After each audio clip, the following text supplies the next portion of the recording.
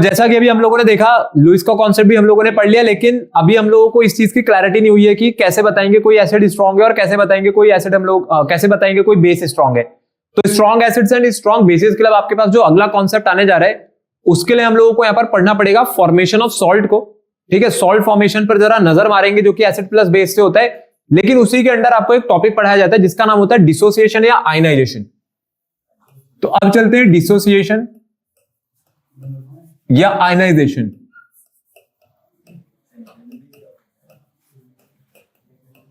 लेकिन ये होगा of weak acids and weak basis.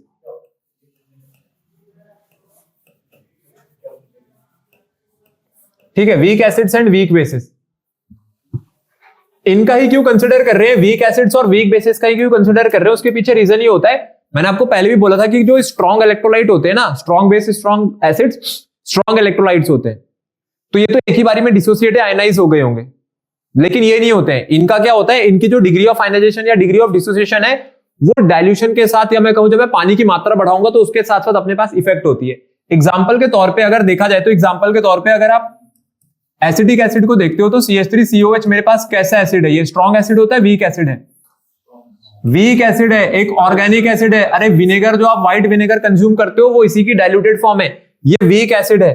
तो जब ये आयनाइज होगा तो ये अपना H पॉजिटिव रिलीज करेगा और H पॉजिटिव वाटर के साथ कंबाइन करके क्या बना देगा, H3O पॉजिटिव। तो मेरे पास एसिटेट आयन अलग हो गया, CH3CO2 नेगेटिव अलग हो गई, और कौन सा आयन अलग हो गया यहां से, हाइड्रोनियम आयन। ठीक है, H3O पॉजिटिव यहां से अलग हो गई। और अगला एग्जांपल अगर देखें तो अगले एग्जांपल पे आ जाते हैं, एक बेस का भी ले लेते हैं। अब हमारे पास बेसिस कई सारे होते हैं।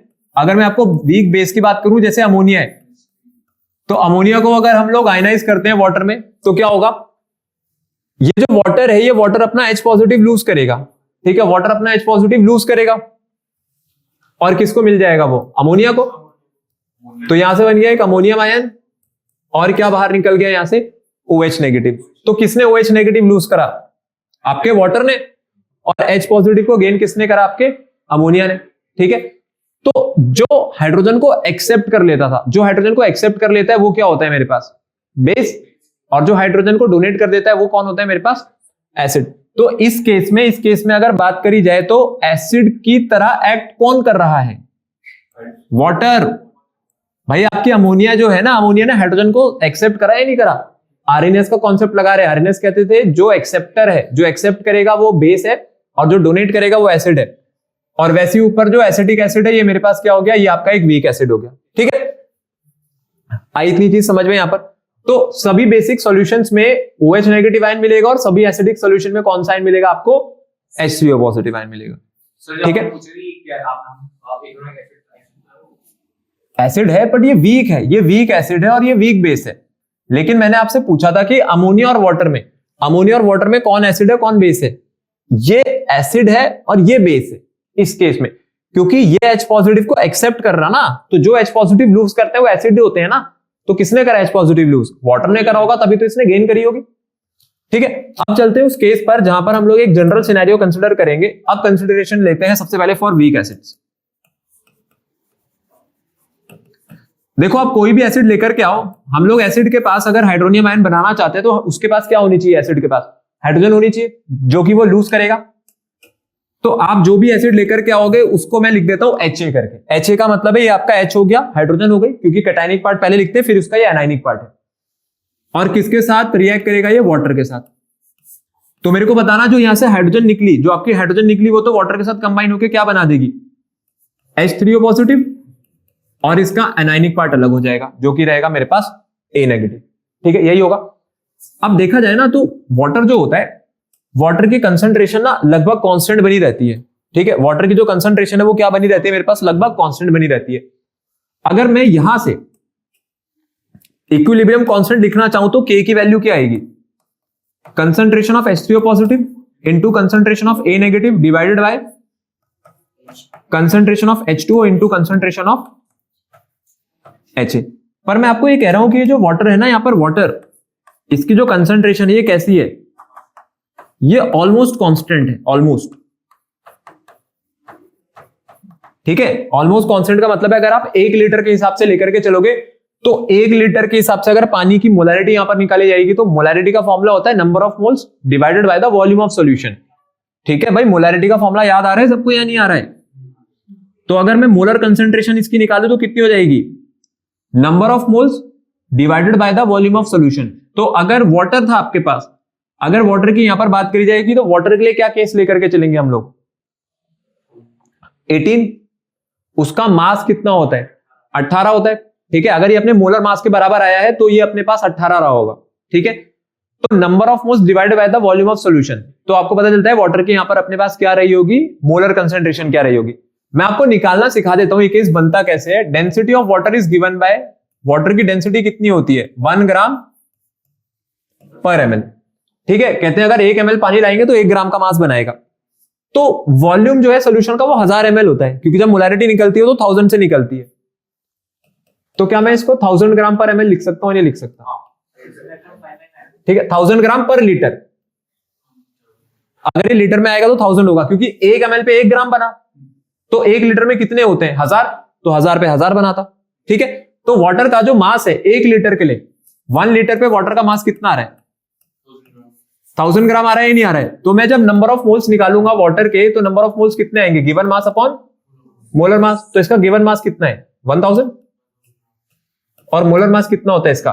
18। तो देयरफॉर मोलैरिटी कैसे निकलती है? Number of moles divided by volume of solution, और वॉल्यूम कितना रहा होगा सॉल्यूशन का? 1 लीटर। तो जब आप 1000 को 18 से काटोगे तो ये वैल्यू बनेगी 55.55। तो कितना आ गया मेरे पास आंसर यहां से?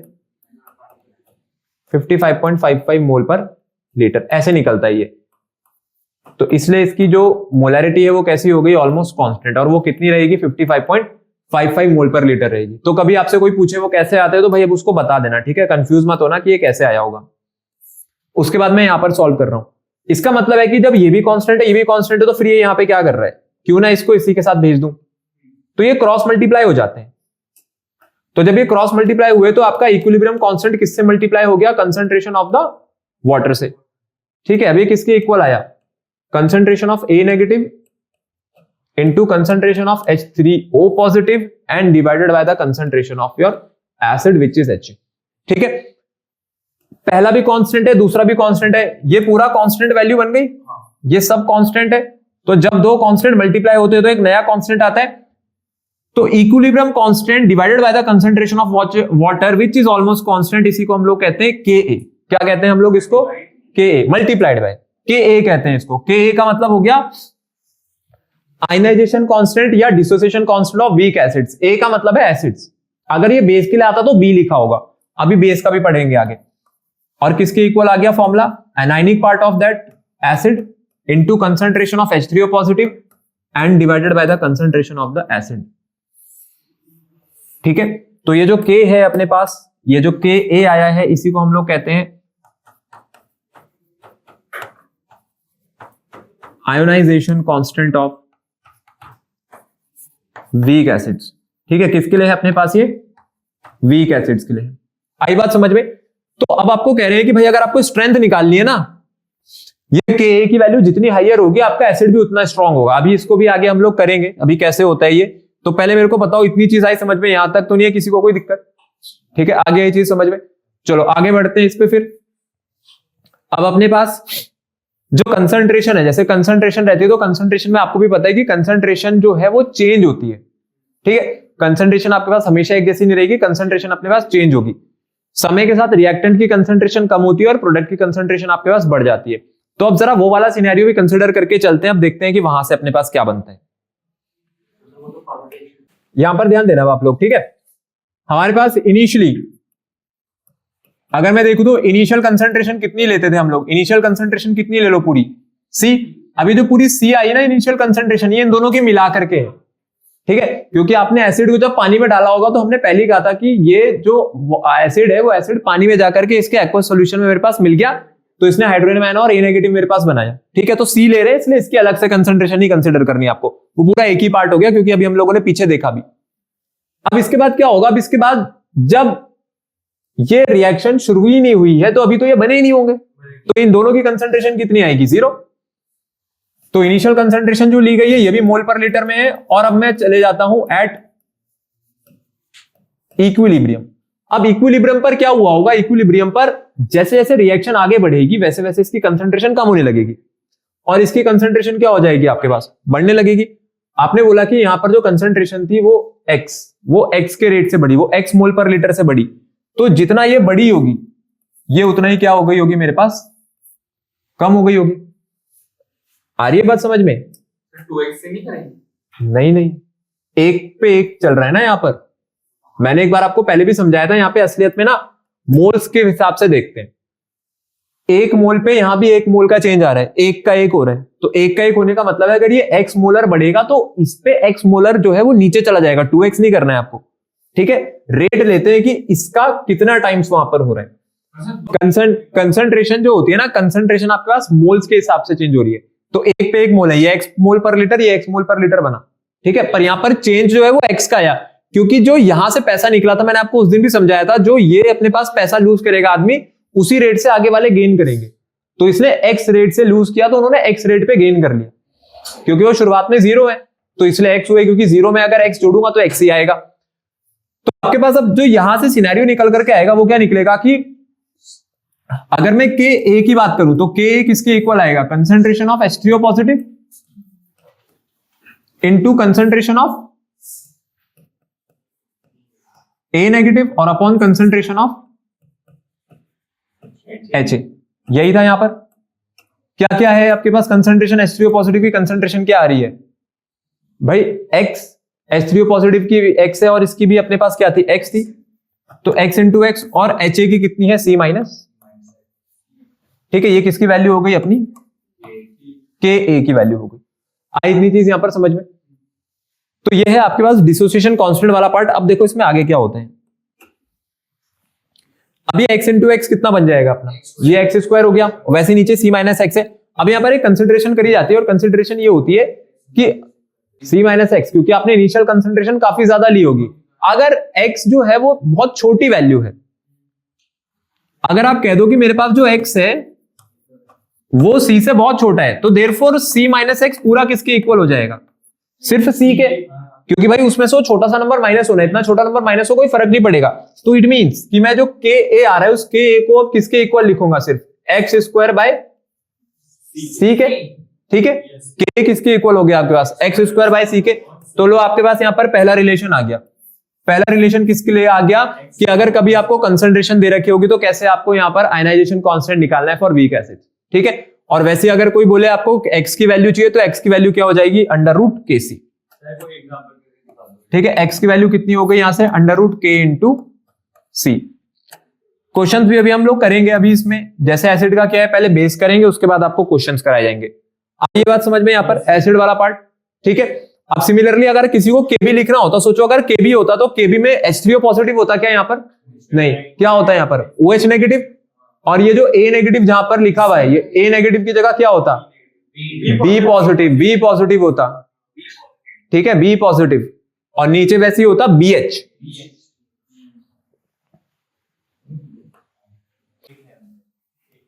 तो अपने पास ये वाला जो पोर्शन है, अब यहां से आपका ये जो पार्ट है वो खत्म हो जाएगा।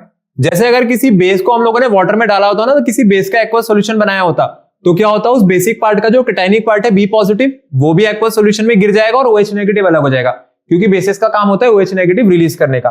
तो अब पूरा डेरिवेशन नहीं कर रहे हैं, अगर मैं डायरेक्टली लिखूं तो सिमिलरली करके लिख सकता हूं। जैसा भी हमने पीछे देखा वैसे ही अगर हम लोग सिमिलरली करके लिखे तो Kb की वैल्यू किसके इक्वल आएगी, Kb किसके इक्वल आएगा, concentration of B positive into concentration of OH negative and divided by concentration किसका, BOH का, ठीक है। सिमिलरली ये बन गया। बाकी भाई जो आपने फॉर्मूला यहां पर लगाया है ना, ये फॉर्मूला चाहे मैं एसिड के लिए लगाऊं चाहे मैं बेस के लिए लगाऊं, ठीक है, दोनों के लिए सेम रहेगा। ये आपके वीक बेसिस का आयनाइजेशन कांस्टेंट है। आई इतनी बात समझ में। तो अब अपने को क्या करना है कि अगर वो एक्स वाला रूल लगाया जाए तो भाई एक्स वाला रूल लगा करके चलेंगे तो भी आंसर आ जाएगा, कोई बड़ी बात नहीं है, क्योंकि इसकी इनिशियल कंसंट्रेशन क्या ली होगी आपने, सी, इसकी एक्स इंटू एक्स ले रखी होगी। तो सिमिलरली करके लिख दो। अब मैं पूरा डिराइव नहीं भी करूंगा तो चलेगा, और जिसको डेरिवेशन देखना ये रहा आपके पास, यहां पर उसका डेरिवेशन था। तो जैसे x पीछे इक्वल था Ka इंटू सी के, यहां पर x किसकी इक्वल हो जाएगा, रूट के बी इंटू सी, या फिर मैं लिख सकता हूं K B is equals to X square by C. ये दोनों रिलेशन आपके पास आ गए लोग। जहां पर ये एक्स किसको बता रहा है बताओ, एक्स क्या है, एक्स आपके पास कंसंट्रेशन है प्रोडक्ट्स की एट इक्विलिब्रियम। ठीक है, ये आपके पास कंसंट्रेशन है इसकी एट इक्विलिब्रियम। मैं लिख भी देता हूं, इसको यहीं पर मेंशन कर देते हैं इसके साथ साथ। यहां देखो इक्विलिब्रियम पर अगर आएंगे तो ये क्या होगा, ये C माइनस एक्स हो जाएगी इसकी कंसंट्रेशन, क्योंकि ये कितना मोलर बना होगा मेरे पास, XX मोलर बना होगा। तो वही चीज आपको यहाँ पर डिराइव करके दे दी, कर लेना इसको डिराइव, कोई बड़ी बात नहीं है। ठीक है, तो यहां पर अपने पास ये जो पार्ट है वो फिनिश होता है, which is dissociation constant of weak acids and weak bases, Ka and Kb इस तरीके से निकाले जाते हैं। तो अभी आगे देख लेते हैं। अब यहाँ पर हम लोग जो आयनाइजेशन कांस्टेंट पढ़ करके आए हैं, जो हमने डिसोसिएशन कांस्टेंट पढ़ा है for weak acids and weak bases. अब देखते हैं इसका रोल क्या हमारे पास, क्यों हम लोगों को ये पढ़ाया गया। तो अगर हम लोग इसकी बात करें इसका रोल क्या रहता है, इसका रोल ये है कि अब ना आप रिलेटिव स्ट्रेंथ निकाल सकते हो। रिलेटिव स्ट्रेंथ का मतलब है कि कोई एसिड किसी दूसरे एसिड के मुकाबले में कितना स्ट्रॉन्ग है या कितना वीक है, या वैसी कोई भी बेस कितना स्ट्रॉन्ग या कितना वीक निकल करके आएगा। क्योंकि जब अभी हमने इससे पहले टॉपिक खत्म किया था तो हमने लिमिटेशन की बात करी थी। लिमिटेशन ने कहा था कि भाई आप स्ट्रेंथ मेजर नहीं कर सकते बस, क्योंकि उन्होंने स्ट्रेंथ का कोई स्केल नहीं दिया था, चाहे आर्नियस का कॉन्सेप्ट हो, चाहे लुईस का कॉन्सेप्ट हो, चाहे ब्रॉन्स्टेड का कॉन्सेप्ट हो। ठीक है, बट अब हम लोग जरा कि स्ट्रेंथ का एक यहाँ पर कॉन्सेप्ट लेकर के आते हैं, कंपैरिजन यहाँ पर देखेंगे कि कैसे ये चीज करी जाएगी। तो सबसे पहले यहाँ पर चल रहे हैं आरएनएस के कॉन्सेप्ट के अकॉर्डिंग। आप मेरे को बताओगे आरएनएस ने जो कॉन्सेप्ट दिया था, आरएनएस के कॉन्सेप्ट के अकॉर्डिंग एसिड क्या हुआ करते थे, एसिड्स आपके पास H पॉजिटिव लूज करेंगे। ठीक है, ये प्रोटॉन डोनर्स हैं और बेसिस वैसे क्या करेंगे, अपने पास प्रोटॉन को एक्सेप्ट कर लेंगे। तो आरएनएस कॉन्सेप्ट के अकॉर्डिंग चल रहे हैं। आरएनएस कॉन्सेप्ट के अकॉर्डिंग इसको देखते हैं। सबसे पहले मेरे पास जो एसिड होगा, अगर एसिड की बात करी जाएगी तो हर एक एसिड के पास हाइड्रोजन कॉमन होती है, फिर उसका एक एनायनिक पार्ट होता है तो Ha। फिर हम लोगों ने क्या लिखा था, इसको किसमें डिसॉल्व कर रहे थे हम लोग, वाटर में। तो ये क्या बना करके दे रहा होगा आपको, एक तो बना करके दे रहा होगा हाइड्रोनियम आयन, और दूसरा इसका क्या रिलीज हो जाएगा यहां से, वो एनायनिक पार्ट। तो H3O positive plus A negative. ठीक है, शुरुआत में अगर कंसंट्रेशन वाला भी यहां पर अपने पास लॉजिक लगाएं तो इनिशियल कंसंट्रेशन कितनी ली थी हम लोगों ने, इनिशियल कंसंट्रेशन कितनी लेंगे इस पूरे इसकी, सी। ध्यान रहे वो एसिड प्लस वाटर की कंसंट्रेशन है सी, क्योंकि मैंने आपको पहले भी बोला था वाटर की कांस्टेंट रहती है ऑलमोस्ट कंसंट्रेशन। तो ये दोनों तो अभी बने ही नहीं होंगे शुरू में, क्योंकि अभी तो आपकी रिएक्शन स्टार्ट ही नहीं हुई है। अब यहां पर हम लोग लेकर के आते हैं हमारा वही वाला फैक्टर। चलो मान लिया let alpha be the degree of dissociation. Alpha क्या ले ली हम लोगों ने, डिग्री ऑफ डिसोसिएशन। क्योंकि भाई ये जो एसिड्स हैं, एसिड्स अपने पास H पॉजिटिव आयन रिलीज करेंगे, वैसे डिग्री ऑफ आयनाइजेशन कहना चाहिए, क्योंकि जब ये आयनाइज होगा तो H पॉजिटिव रिलीज करेगा। तो अल्फा के रेट से कम होगा इसकी कंसंट्रेशन, और उनकी कंसंट्रेशन अल्फा के रेट से बढ़ेगी। तो अगर इक्विलिब्रियम पर चेक करा जाए तो इक्विलिब्रियम पर कंसंट्रेशन कितनी हो जाएगी, आपने बोला अल्फा के रेट से ये कम हुआ, तो C तो ये टोटल था, ये शुरुआत में टोटल C है। तो ये लोग अगर अल्फा के रेट से बढ़े तो ये कितने बढ़ गए होंगे, C अल्फा, और ये भी कितना बढ़ेगा, C अल्फा। इसकी कंसंट्रेशन के अल्फा रेट से बढ़ेंगे। अब जितना ये बढ़ा ये उतना कम हो जाएगा, मतलब जिस रेट से बढ़े उस रेट से कम हो गया, तो इसकी कंसंट्रेशन कितनी बची। ठीक है, तो हम लोग जो ये पार्ट यहां पर निकाल रहे हैं इक्विलिब्रियम पर, ये आपके पास कंसंट्रेशन है कि कंसंट्रेशन कितनी बच रही है मेरे पास इक्विलिब्रियम पर। तो वो आ गई भाई मेरे पास C माइनस सी अल्फा, वैसी होगी C अल्फा C अल्फा। ये हम लोग पहले भी कर चुके थे, ये वाला पार्ट पहले भी हो चुका है ये। अब यहां पे अगर K की बात करी जाएगी तो आपके पास जो इक्विलिब्रियम कांस्टेंट है, इक्विलिब्रियम कांस्टेंट क्या निकल करके आएगा, concentration of products and divided by the concentration of the reactants. ठीक है, इसका हम लोग कर रहे हैं यहां पर प्रोडक्ट। फिर हमने कहा था कि भाई इसको तो इधर मल्टीप्लाई करा देंगे, क्योंकि वाटर की जो कंसंट्रेशन इसको ऑलमोस्ट क्या ले लिया था हम लोगों ने, कांस्टेंट कितना लिया था, 55.55 मोल पर लीटर, 55.55 मोलर। तो अपने पास जब ये इधर मल्टीप्लाई होगा तो ये बन जाएगा K इंटू H2O, वही फिर से is equals to H3O positive, फिर कंसंट्रेशन ऑफ A नेगेटिव और divide by concentration of HA। ठीक है, ये क्या कहलाता है, K इंटू H2O क्या बन जाएगा मेरे पास, Ka is equals to H3O positive की कंसंट्रेशन कितनी आ रही है, C अल्फा, इसकी भी कितनी है C अल्फा, और HA की कंसंट्रेशन कितनी बची थी, C माइनस C अल्फा। तो ये तो आपके पास बन गया C स्क्वायर अल्फा स्क्वायर। और अगर अल्फा वेरी स्मॉल है, हम लोगों ने यहां पर एक कंसिडरेशन करनी है कि अगर आपका अल्फा बहुत ही छोटा है,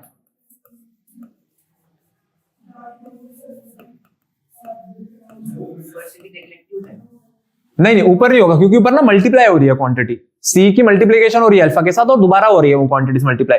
यहाँ पे क्या हो रहा है, आपका अल्फा एक तो वैसे ही बहुत छोटा है, ठीक है, 0 पॉइंट समथिंग जो भी आएगा, फिर इसके साथ सी के साथ ये मल्टीप्लाई होगा और फिर माइनस भी होगा। तो अगर अल्फा बहुत छोटा है तो इस बात से पता चलती है कि जो सी माइनस सी अल्फा है, ये जो सी माइनस सी अल्फा है, नियरली किसके इक्वल आया होगा, सिर्फ सी के, ठीक है। तो जो सी माइनस सी अल्फा मेरे पास यहां पर लिखा था, मैं उसको करूंगा यहां पे चेंज। अब सी माइनस सी अल्फा को क्या लिखेंगे, सिर्फ और सिर्फ सी। तो K A is equals to C square alpha square upon C. Cancel हो गया, आंसर कितना आया यहां से, सी अल्फा स्क्वायर, ठीक है, सी अल्फा स्क्वायर। तो अल्फा की वैल्यू कितनी हो गई, के ए अपॉन सी, बिल्कुल सही। तो अल्फा कितना आ गया यहां से, जो डिग्री ऑफ आयनाइजेशन है, जो डिग्री ऑफ डिसोसिएशन है, कितनी निकल करके आ गई मेरे पास, K A by C. Dissociation constant या ionization constant of weak acids divide by its concentration, ठीक है। तो मैं ये देख सकता हूं कि जो आपका आयनाइजेशन कांस्टेंट है वो डिग्री ऑफ आयनाइजेशन के या डिग्री ऑफ डिसोसिएशन के कैसा है, डायरेक्टली प्रोपोर्शनल है। अब अगर ये डायरेक्टली प्रोपोर्शनल है तो मैं आपको कहता हूं कि अगर मैंने यहां पर दो एसिड्स एक साथ लिए होते, अगर आपने दो एसिड्स एक साथ लिए होते तो एक का डिग्री ऑफ आयनाइजेशन अल्फा 1 होती है और दूसरी की क्या होती, अल्फा 2। तो वैसे ही पहले वाले का के1 आता और दूसरे का क्या आता, के2, ठीक है। हाँ, तो अपने पास अगर मैंने दो डिफरेंट एसिड्स लिए हैं, if two different acids are taken together at equimolar concentration, ठीक है, इक्विमोलर कंसंट्रेशन, और वो कितनी मान ली मैंने, वो सी थी, जैसे हम लोगों ने पिछला वहां पे लिखा था। तो होगा क्या, आपके पास ये जो वैल्यू है, आप इस वैल्यू पर यहां पर ध्यान दो, ये जो अल्फा है किसके इक्वल आ रहा था, के बाई सी के। तो मेरे पास यहां पर दो बनेंगे। अब अपने पास बनेगा अल्फा 1 अपॉन अल्फा 2। अगर मैं अल्फा 1 अपॉन अल्फा 2 निकालूं तो ये क्या आएगा, ये आएगा आपके पास अंडर रूट के ए1 बाय के ए2, क्योंकि सी से सी क्या हो जाएगा, कैंसिल हो जाएगा, वो तो कैंसिल होना है, वो तो कट जाएगा। जब मैं डिवाइड कराऊंगा इसके नीचे एक बार, सी से सी कैंसिल हो गया, तो वो रूट में वैल्यू कितनी बनेगी, के1 बाय के2 या के1 बाय के2।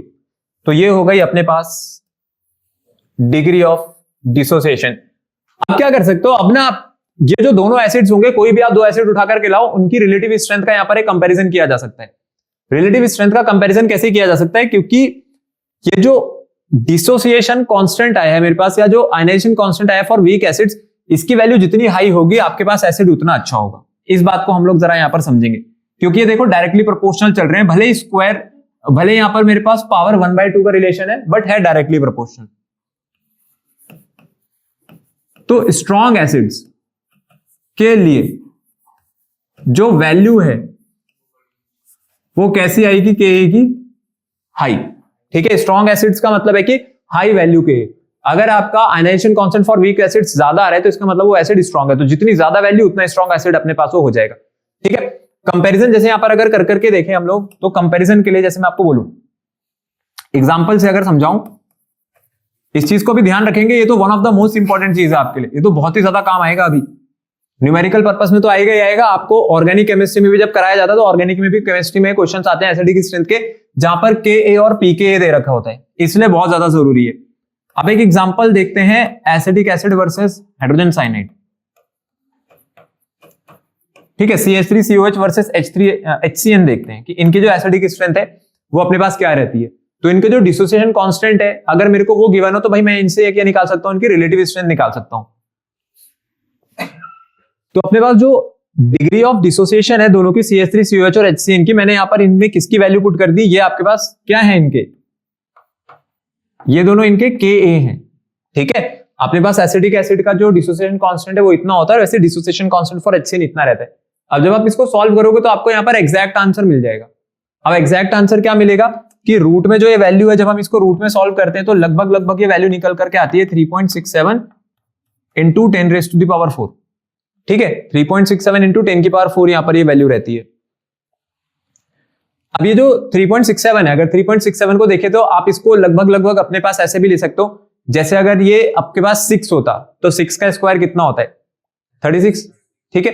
तो 36 के हिसाब से भी आप सॉल्व कर सकते हो, नहीं तो अगर आपको पूरा सॉल्व करना है तो अभी मैं यहां पर नियर अबाउट लिख देता हूं कि नियर अबाउट ये जो वैल्यू है वो कितनी रहती है। तो जब हम इसको रूट को पूरा सॉल्व करेंगे तो यहां से वैल्यू निकल करके आ रही है 192, ठीक है। कितनी आई वैल्यू मेरे पास निकल करके यहां से 192।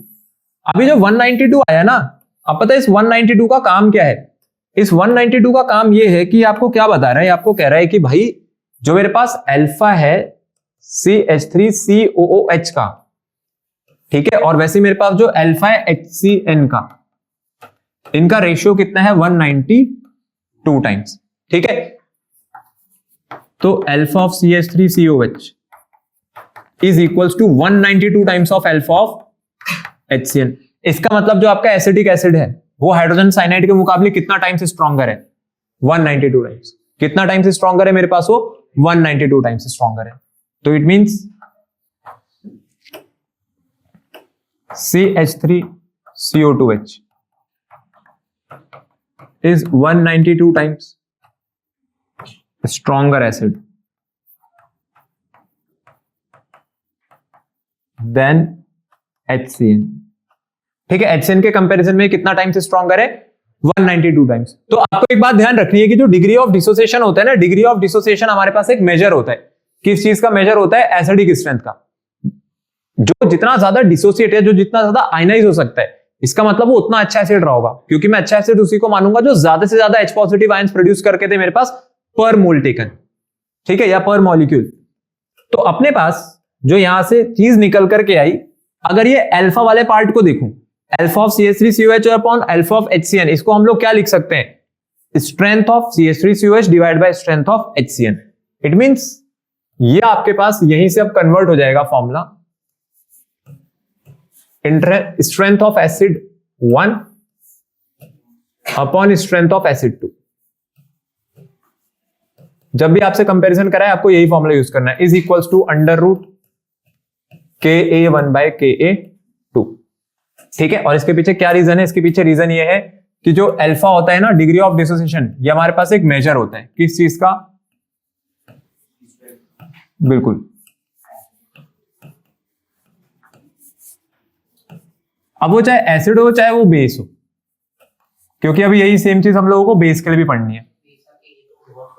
बेस के लिए KB1 आ जाएगा वहां पर। बेस के लिए अभी यही चीज हम लोग KB1 में पढ़ेंगे। तो इतनी चीज आई समझ में यहां तक जो हम लोगों ने किया। तो ये तो एसिड्स के लिए था, ठीक है। सिमिलरली मैं बेसिस के लिए क्या लिख सकता हूं? अगर अपने को बेसिस के लिए करना होगा तो बेसिस के लिए क्या करेंगे भाई? सिमिलरली फॉर बेसिस, वहां क्या फॉर्मूला बन जाएगा?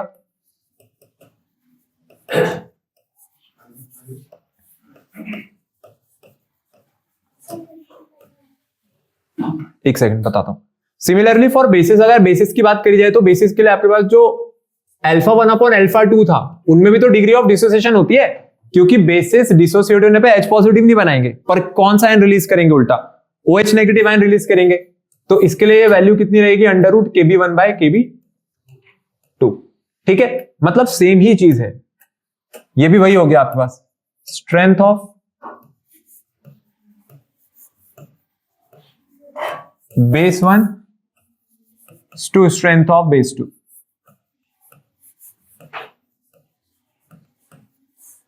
is equals to KB1 by KB2।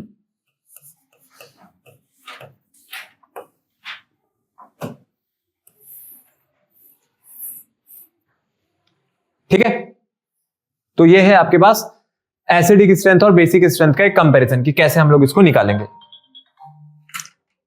चलो आगे बढ़ते हैं। आपके पास इसमें अभी पॉलीप्रोटिक एसिड्स और polybasic acids, poly acidic basis पे आ जाते हैं जरा। अच्छा, एसिड्स का काम क्या होता है? एसिड्स का काम होता है H पॉजिटिव लूज करना, और बेसिस का काम होता है OH नेगेटिव लूज करना। क्योंकि मैंने पहले ही कह दिया था, अभी हम जरा RNAs का कॉन्सेप्ट लेकर के चल रहे हैं। तो RNAs का कहना है भाई H पॉजिटिव लूज करेंगे एसिड, और OH नेगेटिव कौन लूज करेगा? हमारे पास बेस। इंपॉर्टेंट बात क्या होती है कि आपने एक शब्द यहां पर देखा होगा कि मैंने बेसिस के साथ एसिड जोड़ा हुआ है, ठीक है। आप लोग एक चीज ध्यान रखना कि एसिड्स की बेसिसिटी होती है और बेसिस की एसिडिटी होती है। इस बात को हम लोग इससे पहले भी कर चुके हैं, बट मैं फिर से बता देता हूं। बेसिसिटी किसके लिए इस्तेमाल होती है? एसिड्स के लिए। तो बेसिसिटी को हम लोग एसिड्स के लिए यूज करते हैं, और वैसे एसिडिटी को किसके लिए इस्तेमाल करते हैं? इनो के लिए। इनो जैसे कहते हैं ना, वो इनो, एसिडिटी हो गई तो इनो पी लो। लेकिन यहां पर जो एसिडिटी है आपकी केमिस्ट्री वाली एसिडिटी है। अब इसका मीनिंग क्या है? देखो, बेसिसिटी का मीनिंग होता है कि कोई भी एसिड अपने पास एक पर मॉलिक्यूल कितने हाइड्रोजन आयन अपना डोनेट कर सकता है, आयनाइज कर सकता है, रिप्लेस कर सकता है, ठीक है। तो बेसिसिटी का मतलब ये होता है number of number of replaceable और आयनाइजेबल, बिल्कुल मोनो डाई ट्राई होते हैं जैसे। तो नंबर ऑफ रिप्लेसेबल या ionizable H positive ions present in an acidic molecule. ठीक है, कि अपने एक एसिडिक मॉलिक्यूल में कितने कितने H पॉजिटिव आयंस प्रेजेंट है जो कि आयनाइजेबल हो। ऐसा नहीं जितने हाइड्रोजन लगे हो सारे आयनाइजेबल होते हैं, ऐसा नहीं होता है। अभी उसके लिए भी मैं आपको बता दूंगा कि कैसे। और वैसे एसिडिटी का मतलब क्या हो गया, number of replaceable OH negative ions. तो number of replaceable OH negative ions, बाकी वही प्रेजेंट इन अ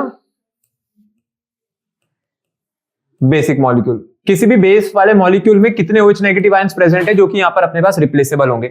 अब आपको जैसे मैं यहां पर एग्जांपल से समझाऊं, तो एग्जांपल के लिए अगर आप समझोगे तो जैसे मैं बोलता हूं HCl आया, आप मुझे बताओ HCl की बेसिसिटी कितनी निकल करके आएगी। HCl की बेसिसिटी 1, क्योंकि इस पे हाइड्रोजन ही एक है और वो रिप्लेसेबल होती है।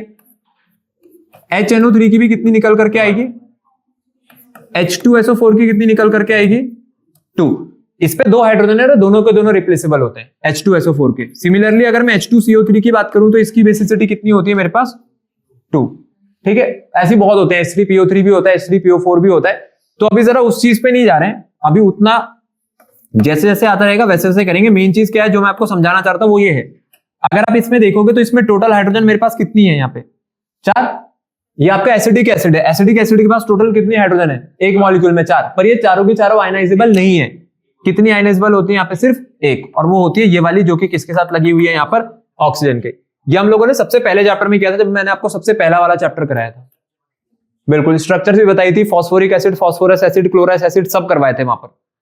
तो ये आपके पास जो बेसिसिटी का कॉन्सेप्ट है वही है कि हम लोग कह रहे हैं जरूरी थोड़ी है हमेशा आपका एसिड जो है वो मोनोबेसिक हो, या आपका जो यहाँ पर बेस है वो मोनो आपके पास एसिडिक हो। ये अपने पास डाई बेसिक भी हो सकता है, ट्राई बेसिक भी हो सकता है। ठीक है, वैसे वो आपके पास डाई एसिडिक, ट्राई एसिडिक भी हो सकते हैं। तो वहां पर क्या किया जाएगा, उनके लिए क्या करते हैं, पॉली वालों के लिए। तो पॉली वालों के लिए सिनेरियो देखो क्या रहता है, नहीं स्ट्रॉन्ग है, H2SO4 स्ट्रॉन्ग है। ठीक है, क्योंकि उस पे जो दोनों के दोनों हाइड्रोजन लगी हुई है दोनों आयनाइजेबल होती है। बट H2CO3 एक वीक है, भले ही अपने पास वो एक मिनरल एसिड है, उसके अपार्ट भी वो वीक है। तो अपने पास एक एसिड ऐसा लेकर के चल रहे हैं जिसमें सिर्फ एक ही हाइड्रोजन ना हो। मैं बोलता हूं कि अपने पास कोई एसिड इस फॉर्म में H2O है, जैसे H2SO4, A का मतलब आप यहां पर SO4 2 नेगेटिव समझना। अगर मैं इसको ना स्टेप बाय स्टेप आयनाइज करता हूं तो पहले स्टेप में क्या होगा, फर्स्ट स्टेप में सिर्फ एक ही हाइड्रोजन लूज करेगा अपनी, और क्या बचा लेगा, HA नेगेटिव। यही होगा पहले स्टेप में, यही होगा। अब पहले स्टेप में अगर ये हुआ है तो मेरे को बताना कि यहां से जो Ka आएगा, ये Ka की वैल्यू कितनी निकल करके आएगी। ध्यान रहे मैंने इसको इसके एक्वस मीडियम में ही डाला है। Ka किसके इक्वल हो गया, concentration of into concentration of divide by concentration of H2। ठीक है, मैंने इस बार एक्वस लिख दिया, वाटर लिख दिया था, और वो यहां पर आना चाहिए था, पर आपको भी पता है जब वो यहां मल्टीप्लाई होता है K के साथ तो Ka बन जाता है। तो आप डायरेक्ट लिख रहे हैं क्योंकि भाई सब चीजें पढ़ चुके हैं। वैसे ही सेकंड स्टेप में अभी ये पूरा आयनाइज तो हुआ नहीं, मैं कहता हूं इस पे तो एक हाइड्रोजन मुझे अभी भी दिख रही है, इसको भी आयनाइज करा दें। तो ये जो HA है अब ये दोबारा आयनाइज होगा, बिल्कुल मल्टी स्टेप में लेकर के चल रहे हैं, ये दोबारा आयनाइज होगा। अब बनाएगा ये H positive plus A 2 negative हो जाएगा, क्योंकि एक नेगेटिव चार्ज पहले था, एक और हाइड्रोजन लूज करेगा तो एक नेगेटिव चार्ज और बेयर कर लेगा। यहां से अब जो K A1 था और ये क्या आ गया K A2। ठीक है, वैसे K1 K2 लिखना है, एसिड सेम है, ये एसिड सेम है, एसिड अलग अलग नहीं है। इसकी वैल्यू कितनी आ गई, concentration of H positive into concentration of A 2 negative और divide by concentration of HA negative, यही बनेगा। अगर ये पूरा आयनाइजेशन एक ही स्टेप में हो जाता,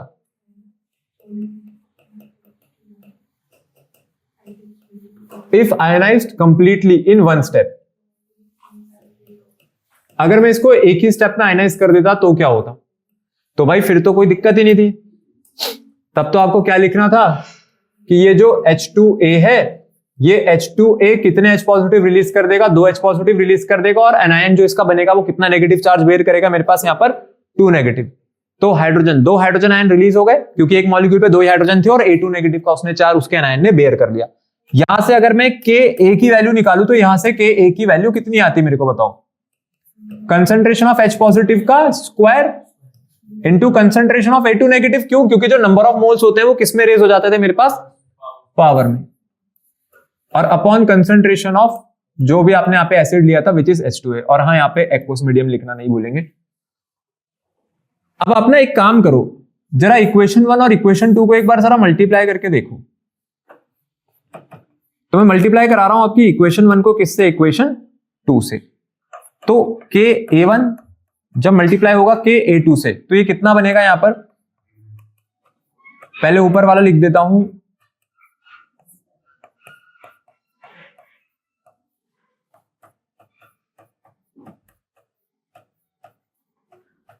यही आएगी मेरे पास वैल्यू।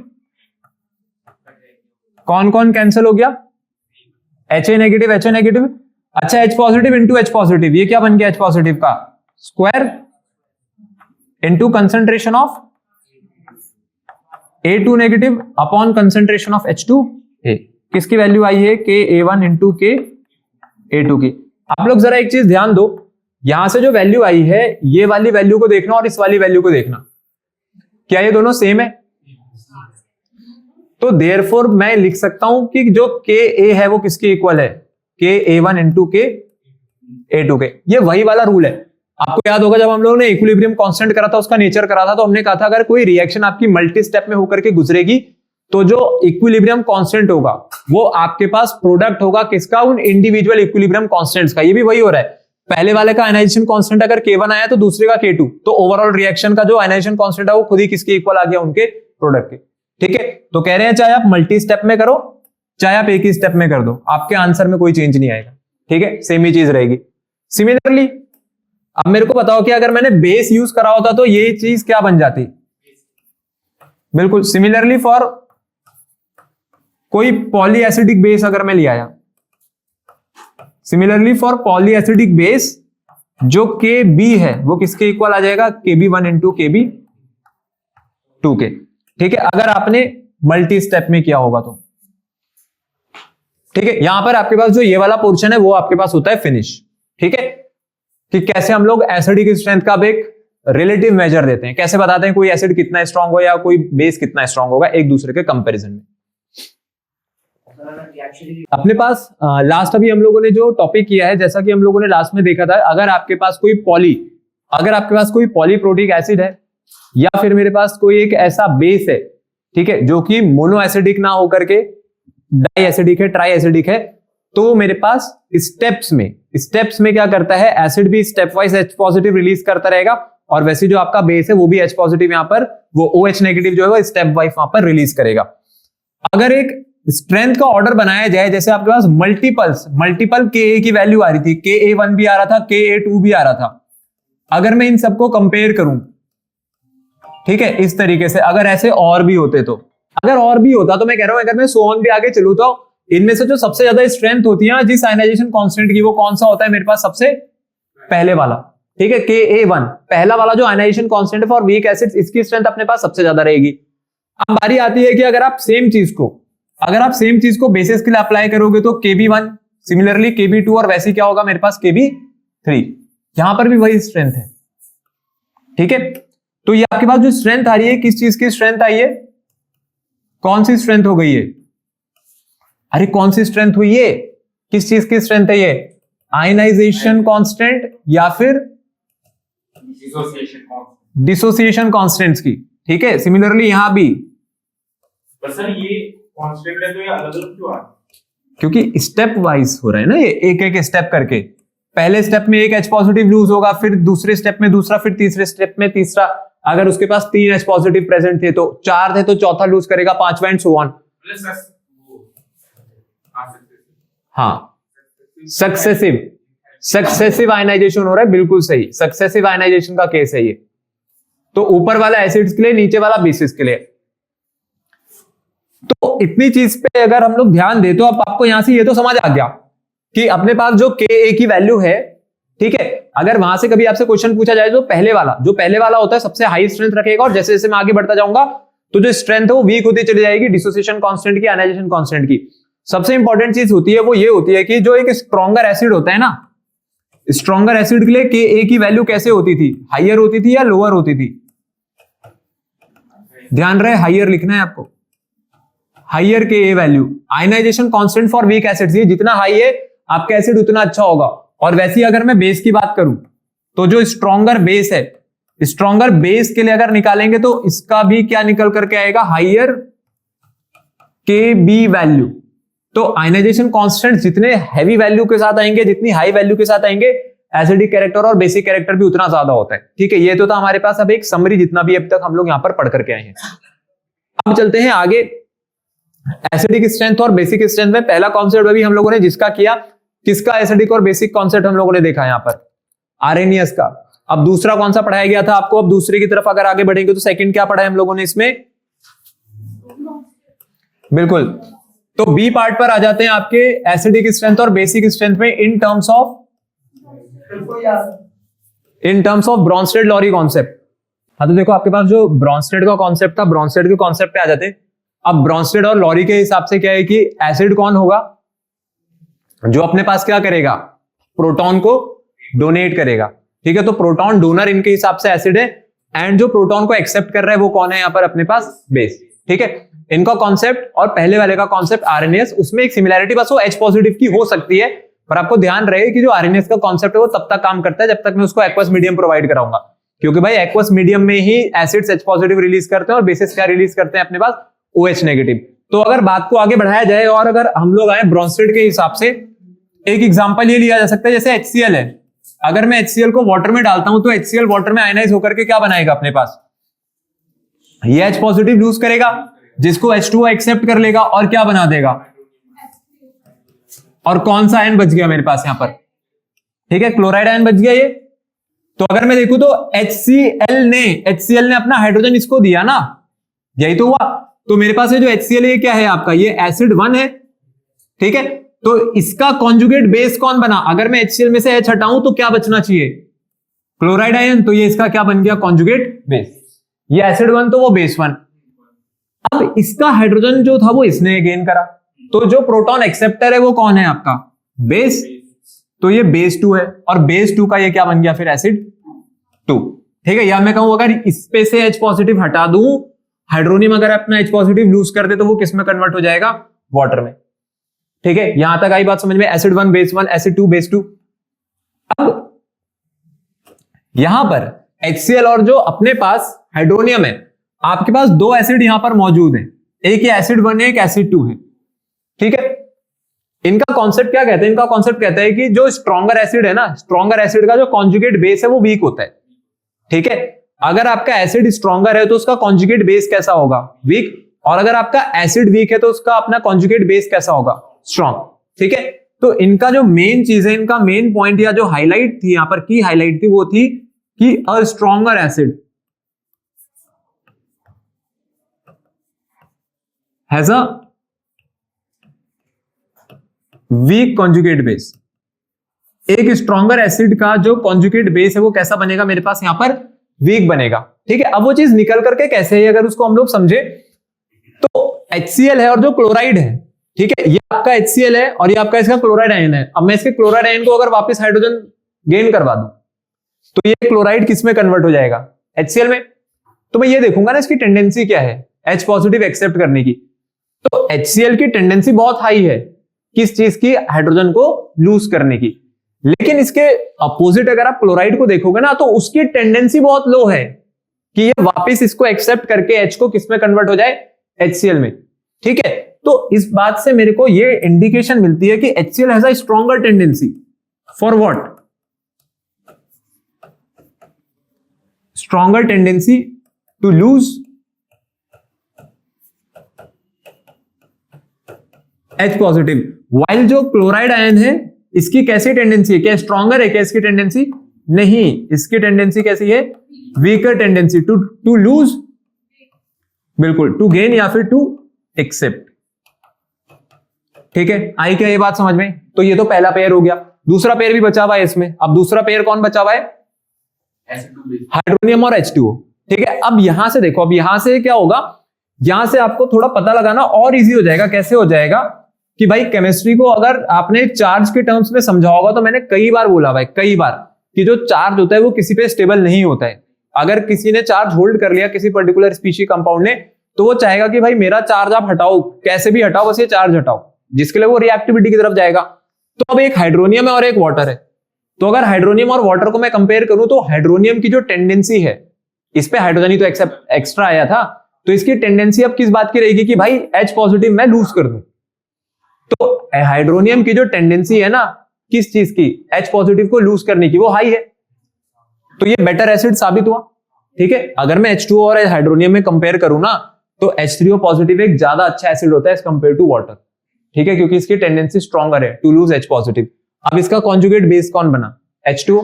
ठीक है, बिल्कुल, तो वो वीक होगा। तो एक कंपैरिजन यहां पर लिख देता हूं, जैसे अगर आप H3O पॉजिटिव वर्सेस H2O अगर कराते हो तो H3O पॉजिटिव कैसा एसिड है, बिल्कुल ये बेटर है या फिर एक स्ट्रॉन्गर एसिड है किसके कंपैरिजन में देन H2O। और उसका रीजन क्या है कि since it has higher tendency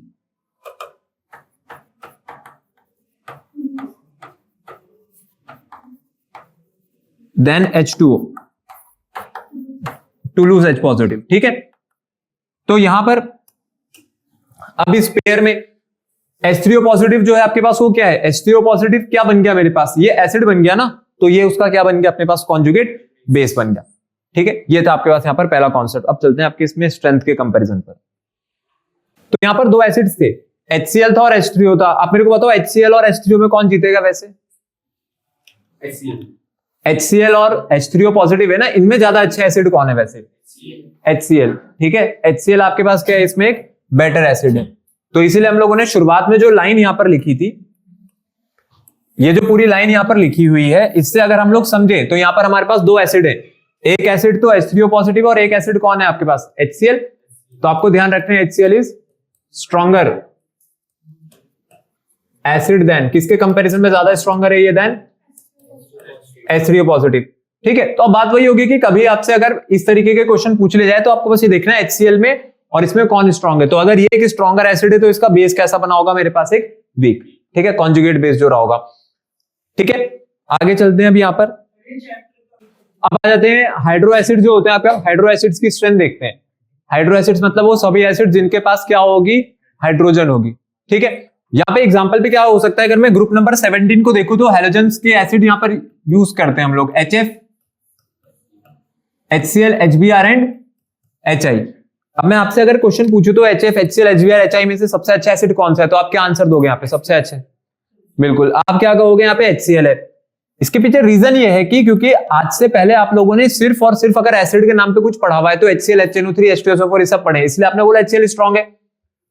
अब आप उस चीज को भूल जाओ, आपके पास एसिड वो अच्छा माना जाएगा जो अपने पास फटाफट क्या लूज करे, H पॉजिटिव। बिल्कुल, आपके पास जो HI है यहाँ पे वो सबसे स्ट्रॉन्ग एसिड है। रीजन क्या है कि मैंने बोला जो फटाफट अपना हाइड्रोजन लूज कर दे और खुद को स्टेबल भी बनाए, हाइड्रोजन लूज करे और उसके बाद जो आयन बन रहा है वो स्टेबल भी बने। अब इसमें क्या है कि इसमें एक चीज कॉमन है, ये सारे के सारे जो एलिमेंट्स है ना जो हाइड्रोजन के साथ लगे हुए हैं, ये सब कौन से ग्रुप के मेंबर हैं, ये सेम ग्रुप के मेंबर है, विच इज ग्रुप नंबर 17।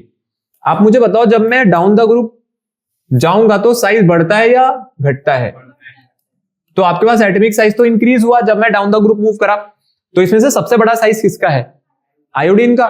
तो जैसे जैसे साइज बढ़ता है ना, तो साइज बढ़ने से आपके पास जो एटम्स हैं, भले ये कोवेलेंट बॉन्ड के थ्रू लगे हैं दोनों, इन दोनों के बीच में जो इनकी डिस्टेंस है, बोलूं जो बॉन्ड लेंथ है, बॉन्ड लेंथ भी ज्यादा होती है, और बॉन्ड लेंथ ज्यादा होती है तो बॉन्ड तोड़ना आसान होता है। तो इनमें से जो बॉन्ड तोड़ना आपके लिए सबसे आसान है वो कौन सा होगा मेरे पास, HI का। आई बात समझ में, क्योंकि आपके पास जो आयोडीन है, आयोडीन एक बेटर लिविंग ग्रुप है as compare to Br chlorine fluoride. यहां पे तो बॉन्ड बहुत स्ट्रॉन्ग है HF के बीच में, हाइड्रोजन भी छोटा और फ्लोरीन तो सबसे छोटा एलिमेंट अपने ग्रुप का, तो वहां वो सबसे क्लोज है एक दूसरे के। तो इस वाले केस में, HI वाले केस में जो एटम्स हैं, atoms are at maximum distance in bonded state, क्योंकि भाई लूज तो तभी करेगा ना जब बॉन्ड टूटेगा, जब बॉन्ड ही नहीं टूटेगा तो लूज कहां से करेगा। और HF वाले केस में क्या है, यहां पे तो एटम्स बिल्कुल जितना पास हो सकते से उतना पास है, तो एटम्स आर मोस्ट क्लोजेस्ट। तो आपके लिए बॉन्ड तोड़ना सबसे आसान कहां पर हुआ? आयोडीन में। इसीलिए इनमें सबसे अच्छा एसिड कौन हुआ मेरे पास? HI। ये हो गया आपके पास आंसर किसका? एसिडिक स्ट्रेंथ का। ये बात आई आपको समझ में यहां पर? ठीक है, तो यहां पे सबसे अच्छा एसिड कौन साबित हो रहा है मेरे पास? HI। अब अगर इसमें मैं इसका कॉन्सेप्ट लगा दूं, किसका कॉन्सेप्ट लगा दूं? हमारे ब्रॉन्स्टेड एंड लॉरी का कॉन्सेप्ट। वो कहते हैं कि हाइड्रोजन डोनेट करने वाला एसिड और उसको एक्सेप्ट करने वाला कौन होता है? बेस। तो अगर मैं इन सबके कॉन्जुगेट बेस बनाऊं तो इन सबके कॉन्जुगेट बेसिस क्या बनेंगे? HF का कॉन्जुगेट बेस क्या बना होगा? अगले वाले का क्या बनेगा? फिर क्या बनेगा? और उसके बाद क्या बनना चाहिए? अब ये इसके कॉन्जुगेट बेस हो गए, लेकिन कॉन्जुगेट बेस के लिए आप मेरे को बताना कि अब ऑर्डर क्या होना चाहिए कॉन्जुगेट बेस का? बिल्कुल रिवर्स ऑर्डर चलेंगे। सबसे अच्छा एसिड है, स्ट्रॉन्ग एसिड का जो कॉन्जुगेट बेस होता है वो कैसा होता है? वीकेस्ट। इसका मतलब आपके पास जो बेस बन रहे हैं ना, फ्लोराइड से लेकर के आयोडाइड तक, इनमें सबसे अच्छा बेस कौन सा है? फ्लोराइड। तो ये किसका ऑर्डर हो जाएगा मेरे पास? बेसिक स्ट्रेंथ का। तो अब ये फायदा हुआ, ये किससे फायदा हुआ आपके पास? जब ब्रॉन्स्टेड लॉरी का कॉन्सेप्ट आया तो कम से कम अब मैं ये भी चेक कर पा रहा हूं कि ये जितनी स्पीशीज मेरे पास यहाँ पे निकल करके आ रही है ना, मतलब ये न्यूक्लियोफाइल है एक तरीके से, इनको भी हम आगे पढ़ेंगे। तो ये जो आपके पास नेगेटिवली चार्ज स्पीशीज हैं, ये है जो इनकी बेसिक स्ट्रेंथ है। मैं इनको क्यों निकाल पा रहा हूं? क्योंकि मैं इनके एसिडिक स्ट्रेंथ को निकाल रहा। ठीक है, या इसका मैं उल्टा कह दूं, अगर आपको बेसिक स्ट्रेंथ का ऑर्डर पता है तो आप उसके जो कॉन्जुगेट एसिड्स आप उसका ऑर्डर बना सकते हो। किसी को एसिड का पता है तो वो बेस का बना सकता है। तो ये फायदा हो रहा है क्योंकि ये अपने पास कॉन्जुगेशन का अपना कॉन्सेप्ट लेकर के आए थे। तो ये हाइड्रो एसिड्स वाला पार्ट आया समझ में यहाँ पर कि हाइड्रो एसिड्स कैसे काम करते हैं। अब इसी हाइड्रो एसिड्स में जैसे और एग्जांपल पर चले तो CH4, फिर NH3, कार्बन नाइट्रोजन, अगला कौन सा आता है इसमें? कार्बन और नाइट्रोजन के बाद अगला एलिमेंट क्या होता है? वाटर। तो H2O होना चाहिए और फिर क्या होती है? फ्लोरीन। तो मीथेन, अमोनिया, वाटर और हाइड्रोजन फ्लोराइड। इसमें जो कार्बन, नाइट्रोजन, ऑक्सीजन, फ्लोरीन है, ये सारे के सारे आपके पास सेम पीरियड के मेंबर हैं। तो मैंने एक पीरियड के सीक्वेंस में लगा दिया। अब मैं आपसे पूछता हूं कि इनमें से सबसे अच्छा एसिड कौन है? इनमें सबसे अच्छा एसिड कौन माना जाएगा? CH4 कह रहे हो आप लोग। क्या रीजन है इसके पीछे कि इनमें जो कार्बन है वो सबसे अच्छा एसिड है? रीजन क्या देंगे इसके पीछे? मतलब मीथेन जो है, आप कह रहे हो मीथेन की एसिडिक स्ट्रेंथ यहां पर सबसे हाई है। जब आप एक पीरियड में आगे बढ़ते हो तो मुझे बताना साइज बढ़ता है या गिरता है? डिक्रीज होता है। तो इनमें सबसे ज्यादा साइज किसका आएगा? कार्बन का। ठीक है, ये आपके पास एटॉमिक साइज का ऑर्डर है कि जब मैं पीछे की तरफ आऊंगा तो यहां पर एटॉमिक साइज क्या हो रहा होगा? इंक्रीज हो रहा होगा। तो सबसे छोटा साइज किसका है यहां पर? फ्लोरीन का। तो अब आप कहोगे कि एटॉमिक साइज जो है वो तो सबसे छोटा किसका है यहां पर? कार्बन का। और सबसे बड़ा साइज किसका है यहां पर मेरे पास? कार्बन का। और सबसे छोटा साइज किसका है यहां पर अपने पास? फ्लोरीन का। लेकिन बात पता है क्या है यहां पर? इस कार्बन के पास 4 हाइड्रोजन लगी है, अमोनिया के पास 3, ऑक्सीजन के पास 2 है, फ्लोरीन के पास 1 है। ठीक है, अब यहां पे ना पीरियड जो है वो सेम है, ग्रुप बदल गया। आपको एक चीज हम लोगों ने पढ़ाई थी जब हम लोगों ने पीरियोडिक टेबल चैप्टर करा था कि ग्रुप में ना प्रॉपर्टी सिमिलर होती है पर पीरियड में प्रॉपर्टी सिमिलर नहीं होती है। बात यह है कि आपको बॉन्ड तोड़ना है, और बॉन्ड तोड़ने का मतलब है कि जब बॉन्ड टूटता है, जब बॉन्ड टूटेगा तो क्या होगा? एक एग्जांपल से अगर मैं आपको समझाऊं कि बॉन्ड तोड़ने का मतलब होता है, जैसे किसी ने CH4 बनाया तो CH4 का मतलब है आपके पास मीथेन की स्ट्रक्चर हो गई। कार्बन के साथ यहाँ पे 4 हाइड्रोजन लगी है, अमोनिया में नाइट्रोजन के साथ कितनी हाइड्रोजन लगी है? टोटल 3। फिर ये आपका हो गया H2O और ये हो गई मेरे पास यहाँ पर HF। जब बॉन्ड टूटेगा तो होगा क्या? जैसे अगर कार्बन की हाइड्रोजन जाती है तो कौन से चार्ज के साथ जाएगी? पॉजिटिव। कार्बन पे कैसा चार्ज छोड़ेगी? नेगेटिव। सेम चीज यहां पर होगी। तो इसको हम लोग कहते हैं पोलैरिटी। क्या कहते हैं हम लोग इसको? यहां पर अपने पास पोलैरिटी कहते हैं। पोलैरिटी का मीनिंग ये होता है कि जब मैं बॉन्ड तोड़ रहा हूं तो कितना जल्दी डिसाइड हो जाए कि किसको जाना है इलेक्ट्रॉन लेकर के, ठीक है, और कौन अपने पास यहां पर इलेक्ट्रॉन डेफिशिएंट छूटे। क्योंकि भाई जाना तो हाइड्रोजन को ही पड़ेगा हर केस में, और हाइड्रोजन जाएगा तो वो अपना इलेक्ट्रॉन दूसरे वाले के पीछे छोड़ेगा। इनमें से कौन सबसे अच्छा है जो कि इलेक्ट्रॉन को बहुत तेजी से अपनी तरफ खींच सकता है? क्योंकि फ्लोरीन जो है आपके पास वो सबसे छोटा साइज रखता है, इसलिए फ्लोरीन सबसे अच्छा माना जाएगा इलेक्ट्रॉन्स को अपनी तरफ खींचने में आफ्टर द ब्रेक या after the cleavage of this bond. जैसे आपका बॉन्ड टूटेगा तो सबसे तेजी से फ्लोरीन अपने पास इलेक्ट्रॉन खींच लेगा, क्योंकि उसकी इलेक्ट्रोनेगेटिविटी क्या होती है, सबसे high, due to its smallest atomic size, ठीक है, ड्यूरिंग दिस पीरियड। तो अब मेरे को बताना, अब एसिडिक कैरेक्टर पे जो आपने पहले आंसर दिया था, अब आंसर क्या आएगा आप लोगों का? सबसे अच्छा एसिड फिर कौन है इसमें? HF, ठीक है। क्यों? क्योंकि इसमें जो इलेक्ट्रोनेगेटिविटी डिफरेंस है, इलेक्ट्रोनेगेटिविटी डिफरेंस सबसे ज्यादा कहां पर है? HF के पास, ठीक है। या मैं बोलूं बॉन्ड पोलैरिटी कहां पे सबसे हाई है? HF में, ठीक है। तो बॉन्ड पोलैरिटी इंक्रीज हो रही है, या मैं कहूं जो इलेक्ट्रोनेगेटिविटी डिफरेंस है वो आपके पास इंक्रीज हो रहा है। तो सबसे अच्छा एसिड कौन बनेगा यहां पर अपने पास? HF वाला। तो भाई पीरियड में आंसर करते हुए ध्यान रखना और ग्रुप में आंसर करते हुए ध्यान रखना। ग्रुप में प्रॉपर्टी सिमिलर होती है, इसलिए आपको वहां पर दिक्कत नहीं आती है। नंबर ऑफ हाइड्रोजन भी होगा इसमें नहीं, उससे कोई फर्क नहीं पड़ता है, क्योंकि मैं सबकी जो स्ट्रेंथ है वो एक ही हाइड्रोजन पे चेक कर रहा हूं। आई बात समझ में? सिंगल हाइड्रोजन पर। तो ऑर्डर बना देते हैं यहां पर। ऑर्डर अगर बनाएंगे तो ये ऑर्डर हो गया आपके पास इलेक्ट्रोनेगेटिविटी इंक्रीज होने का, लेफ्ट टू राइट बढ़ रहे हैं तो इलेक्ट्रोनेगेटिविटी भी इंक्रीज हो रही है, और इलेक्ट्रोनेगेटिविटी भी इंक्रीज हो रही है तो क्या इंक्रीज हो रही है उसके साथ साथ? पोलैरिटी भी इंक्रीज हो रही है। तो इसमें सबसे अच्छा एसिड कौन सा है? यही। तो इलेक्ट्रोनेगेटिविटी भी इंक्रीज हो गई और पोलैरिटी भी इंक्रीज हो गई, तो इसका मतलब है कि यही जो ऑर्डर है यही किसका हो गया आपके पास? ऑर्डर लेफ्ट टू राइट आगे बढ़ेंगे तो एसिडिक स्ट्रेंथ भी क्या हो जाएगी? इंक्रीज हो जाएगी। तो सबसे अच्छा एसिड कौन है मेरे पास इसमें? HF। और सबसे वीक एसिड कौन सा है? मीथेन। और कॉन्जुगेट बेस का अगर ऑर्डर बनवा देंगे तो इसका क्या कर देना आप यहां पर? रिवर्स। तो सबसे अच्छा कॉन्जुगेट बेस क्या बनेगा फिर? ये वाला जो यहां से CH2 नेगेटिव बनेगी, CH3 नेगेटिव बनेगी, ठीक है। तो यहां पर आपके पास स्ट्रेंथ वाला जो टॉपिक है वो खत्म होता है। देखो ये ionization constant and ionic product of water जो ये टॉपिक आ रहा है आपके पास, ये क्यों आपको पढ़ा रहे हैं? अभी अभी हम लोग Ka और Kb के बारे में पढ़ करके आए हैं, मतलब ionization constant of weak acids and ionization constant of weak bases. अगर वाटर के बिहेवियर को आप स्टडी करोगे ना तो वाटर में भी सेम ही चीज है। अगर मैं वाटर की बात करूं तो वाटर आपके पास क्या करता है, जब मेरे पास वाटर डिसोसिएट होता है तो ये क्या बनाता है अपने पास? H पॉजिटिव बनाता है और उसके साथ साथ कौन सा आयन रिलीज करता है? यहां से OH नेगेटिव रिलीज करता है, ठीक है, यही होता है।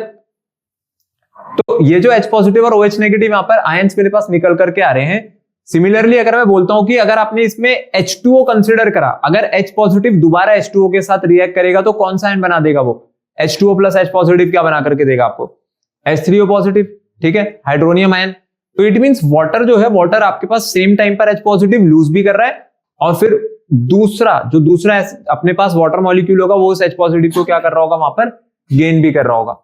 तो इसी चीज को अब हम लोग जब यहाँ पर इक्विलिब्रियम के फॉर्म में लिखेंगे तो इक्विलिब्रियम की फॉर्म में लिख के देखते हैं कि यहाँ पे अपने पास क्या बनता है। तो जैसे मैंने आपको बोला कि जो वाटर है यही अगर खुद के साथ, अगर आप कहो कि पहला वाटर मॉलिक्यूल दूसरे वाटर मॉलिक्यूल के साथ इंटरेक्ट करेगा तो इस वाले ने अगर H पॉजिटिव लूज करी तो फिर ये वाला उसको गेन कर लेगा। तो यहां से निकली हुई H पॉजिटिव अगर इधर गेन होती है तो कौन सा आयन बनाया इन्होंने फिर? और कौन सा आयन बचा रह जाएगा? अब यहां से कौन सा आयन छूटा था मेरे पास? OH नेगेटिव, ठीक है। तो ये अपने पास वाटर का बिहेवियर है कि वाटर का जो बिहेवियर है उसको हम लोगों को कैसे यहाँ पे स्टडी करना है। सिंपल सी बात है, कोई बड़ी चीज नहीं है। यहाँ पे आगे बढ़ेंगे तो सबसे पहले अगर मैं इक्विलिब्रियम कांस्टेंट निकालूं तो इक्विलिब्रियम कांस्टेंट की वैल्यू क्या बनेगी इस इक्वेशन के अकॉर्डिंग?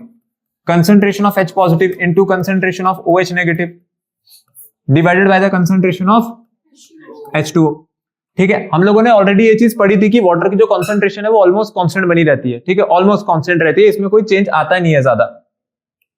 तो वाटर की जो कंसंट्रेशन अगर इसको निकाला जाए तो कंसंट्रेशन ऑफ वाटर को कैसे कैलकुलेट करते थे? आप मेरे को बताओ कि वाटर की डेंसिटी क्या होती है। ये वाला जो पार्ट है ये आपके पास कंसंट्रेशन ऑफ वाटर जो है ये कैसी है? ऑलमोस्ट कांस्टेंट है,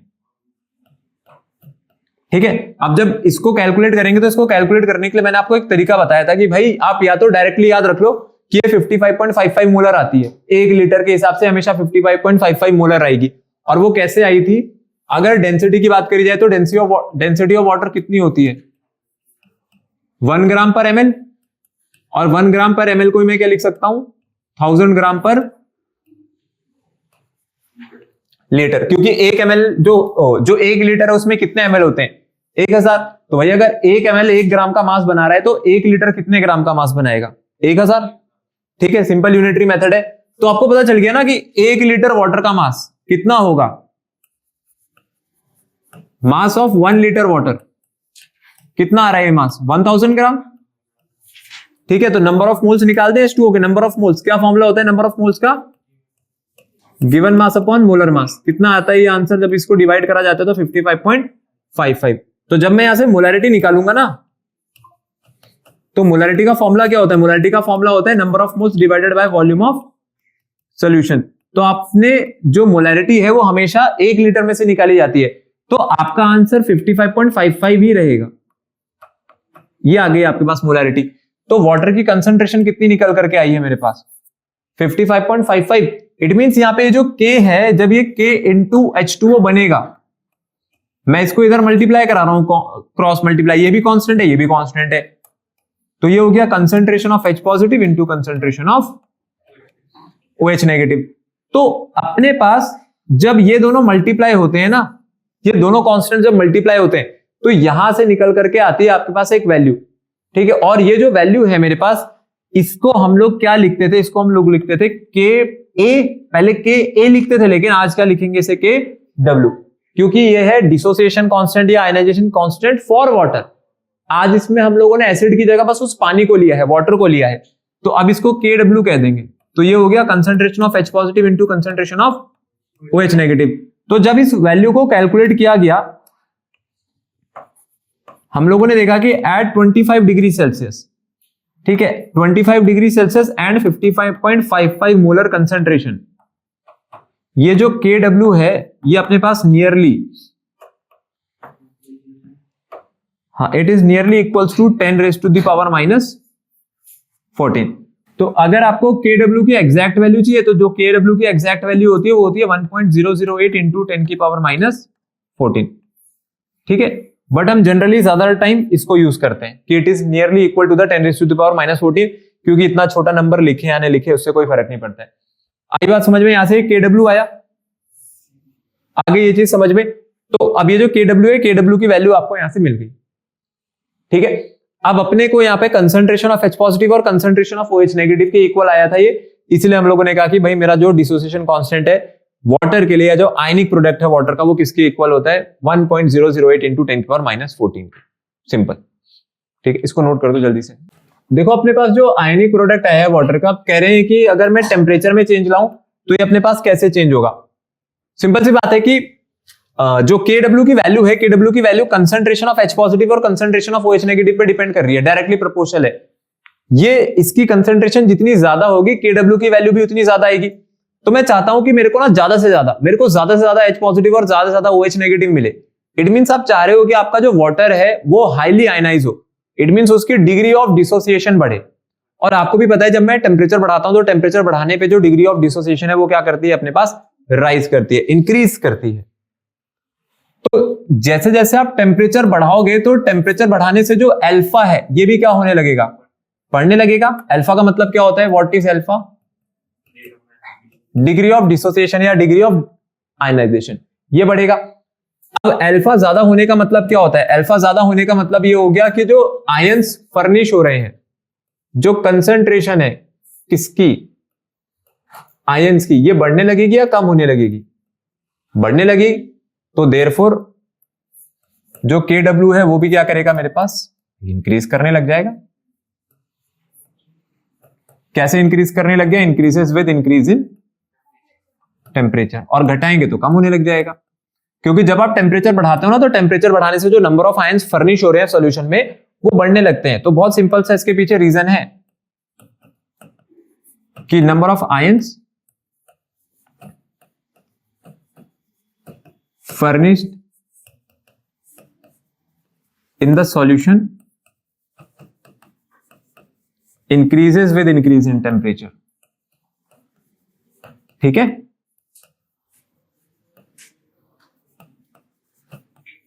तो ये था आपके टेम्परेचर का यहाँ पे क्या इफेक्ट रहेगा। तो टेम्परेचर बढ़ाने से भाई जो KW है इसकी वैल्यू अपने पास यहाँ पर बढ़ने लग जाएगी, ठीक है। अब इस चीज को थोड़ा साइड में रखते हैं, और जैसे भी हम लोगों ने यहाँ पर थोड़ी देर पहले देखा था कि मैंने बोला था कि अगर मैं वाटर और वाटर को ही एक साथ मिलाऊं तो वहां पर क्या होगा। मतलब ये जैसे सेकंड वाली इक्वेशन हम लोगों ने लिखी है, सेकंड वाली इक्वेशन है ना, अगर आप यहां से भी कैलकुलेशन करके चलोगे तो देखो यहां से भी कोई बहुत बड़ी चीज नहीं है, सिंपल सी चीज है। मैं यहीं पर इसको सॉल्व कर देता हूं। आप मुझे बताना कि अगर मैंने यहां पर इस इक्वेशन को बनाया होता तो ये क्या बनता। ये बन जाएगा आपके पास ट्वाइस ऑफ H2O, जो कि क्या दे रहा है आपको यहां पर H3O positive plus OH negative, यही आएगा। तो मेरे पास जो यहां पे जो वैल्यू बनेगी, जो K बनेगा, ये K किसके इक्वल आएगा, concentration of H3O positive into concentration of upon concentration of H2O का स्क्वायर। ठीक है, कंसेंट्रेशन ऑफ वाटर का जो है यहां पर स्क्वायर है। ठीक है, ये कांस्टेंट है। तो ऑब्वियस सी बात है कि जब ये यहां पर मल्टीप्लाई हुआ होगा तो ये फिर से जब अपने पास मल्टीप्लाई होंगे दोनों, तो ये दोनों मल्टीप्लाई होकर के क्या बना देंगे, KW, और ये KW किसके इक्वल आ गया, H3O positive into OH negative. नहीं, KW का स्क्वायर नहीं होगा, उसके पीछे रीजन ये होता है, आप कह रहे हो कि वाटर मॉलिक्यूल के साथ ही तो आयनाइज हो रहे हैं, तो ये तो आपने यहां पर इसको लिखने के लिए बताया है, बट KW की वैल्यू वही रहेगी जो कि पहले थी। यहां पर कितनी थी, यहां पर वैल्यू पहले 10 की पावर -14 या 1.008 इंटू 10 की पावर -14। आपको सेम चीज ही करनी है, आपको चेंज नहीं करना है यहां पर। ठीक है, क्योंकि जो H पॉजिटिव है वो जाकर के सिर्फ H2O के साथ मिलकर H3O पॉजिटिव बना रहे होंगे। अब चलते हैं उस कॉन्सेप्ट पर जहां से आपके पास एक नया टॉपिक शुरू होने वाला है, उसका नाम है पीएच या फिर पीएच स्केल। कि अगर मैं देखूं तो जब वाटर मॉलिक्यूल है, चाहे वो एसिडिक मीडियम में है चाहे वो बेसिक मीडियम में है, वहां पर हमेशा किसकी फॉर्मेशन होगी, आपके पास हाइड्रोनियम आयन की। तो अब इसी से आपके पास यहां पर एक नया टॉपिक इंट्रोड्यूस होगा जिसका नाम है पीएच स्केल। ठीक है, अब आ जाते हैं जरा आपके पीएच स्केल वाले टॉपिक पर। ये पीएच क्या होते हैं, देखो अगर पीएच वाले पार्ट को हम लोग समझे तो जैसा भी हम लोगों ने पीछे लिखा वहां पर जो KW है, it is equals to the concentration of H3O positive and the concentration of OH negative. ये इसके प्रोडक्ट के यहां पर इक्वल आया। ठीक है, अब आपको भी पता है कि हमारे पास जो KW है इसकी वैल्यू कितनी हो सकती है,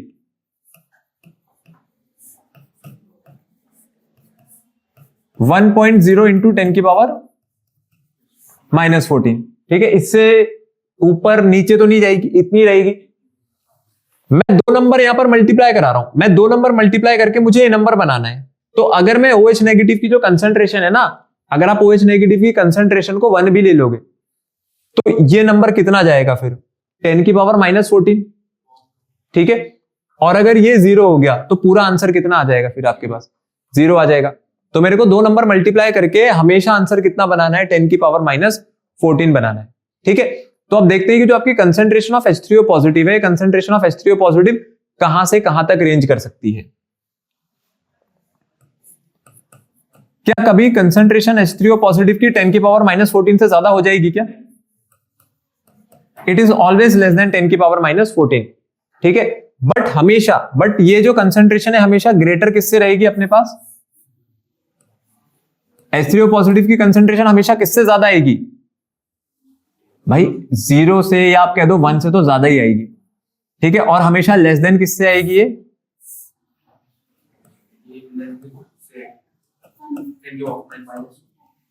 10 की पावर -14। ठीक है, तो 0 से बड़ी होगी और 10 की पावर -14 से अपने पास यहां पर छोटी होगी। 10 की पावर -14 तो 0 से छोटा ही है।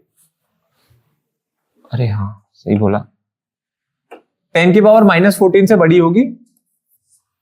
ठीक है, और 0 से छोटी होगी। पहले यार सही बने थे, आप गलत बना दिए।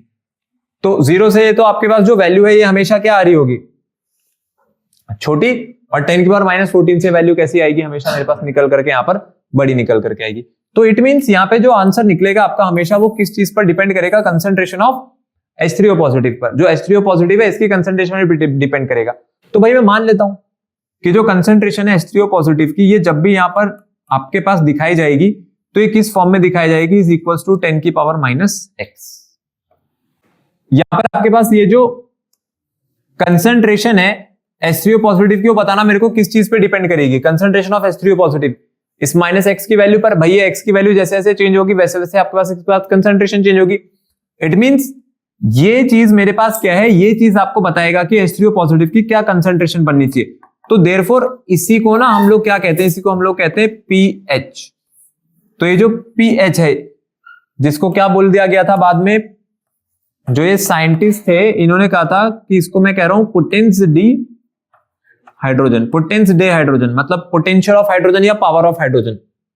ठीक है, जो कि किस बात पे डिपेंड करेगी मेरे पास यहाँ पर, इस x पर। तो वही चीज हम लोगों ने यहाँ पे करी थी, जब मेरे पास ये x आया तो x is equals to minus log H3O positive आया, इसलिए हम लोगों ने वहां पर x को क्या लिख दिया था, लॉग H3O पॉजिटिव। और हाँ, एक चीज और, माइनस नहीं लगना चाहिए यहाँ पर, ठीक है, pH is equals to x। तो क्या मैं कह सकता हूं कि pH क्या है आपके पास, pH आपके पास एक वो वैल्यू है, एक वो नंबर है जो कि 10 की पावर में रेज हो रखा है नेगेटिव में, ठीक है, जिससे मेरे पास क्या निकल रही है यहाँ पे, power concentration of the H3O positive या फिर हाइड्रोनियम आयन, ठीक है। ये था आपके पास यहाँ पर pH। तो pH निकालने का फॉर्मूला होता है माइनस लॉग H3O पॉजिटिव, ठीक है, pH is equals to minus log H3O positive, और इसी को हम लोग लिख सकते हैं 1 अपॉन लॉग H3O पॉजिटिव। मुझे ये बताना, क्या मैं इसको pH को ऐसे लिख सकता हूं क्या,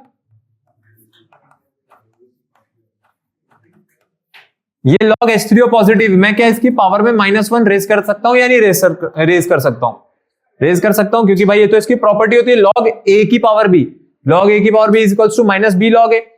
तो ये बन गया log X इनवर्स, ठीक है, ये X इनवर्स बन रहा है, मतलब log इनवर्स बन रहा है। तो इसी चीज को क्या लिखा जाता है, 1 अपॉन X, तो ये आ गया 1 अपॉन लॉग H3O पॉजिटिव, ठीक है। तो एक pH का फॉर्मूला ये भी होता है 1 अपॉन लॉग H3O पॉजिटिव, या फिर pH is equals to negative of log H3O positive.